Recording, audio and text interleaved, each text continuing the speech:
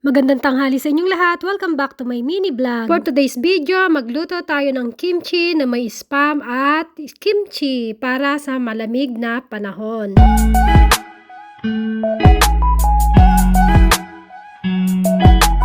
Magpainit lang tayo ng tubig sa isang cooking pot at ilagay na natin ang kimchi. Haluin at takpan at hayaang maluto ang kimchi. At i-ready naman natin ang ating spam. At dahil nga medyo malamig na ngayon dito sa South Korea, ayan, masarap humigop ng mainit na sabaw. Kaya ito naisipan kong magluto ng noodles na may kimchi at spam. Inopen ko lang ang spam at i-slice ko lang ito ng pa-cubes. Ito lang kasi ang madaling lutuin na may soup, kaya ito na lang ang aking lulutuin ngayong lunch. Ayan, na-slice na natin ng pa-cube ang ating spam. At ngayon naman, i-ready naman natin yung ating noodles. At kapag kumukulo na ang ating nilulutong kimchi, ayan, pwede na natin ilagay yung ating noodles. Dininan ko lang ang noodles para ito ay makover ng soup at ilagay na natin yung mga kasamang seasoning nitong noodles na ating lulutuin. Hinalo ko lang pagkalagay ko ng seasoning at ngayon naman na ilagay na natin yung ating in-slice na spam. Halu-haluin lang natin at i-cover natin at i-simmer natin ng ilang minuto hanggang sa kumulo. Kapag kumukulo na ito, luto na ang ating noodles. Ayan, okay na siya. Pwede na tayong maglagay sa isang serving bowl. Ito na ang ating noodle with spam and kimchi. Thank you for watching. Till to my next video. Follow for more. Like my video. Thank you. God bless. Bye-bye.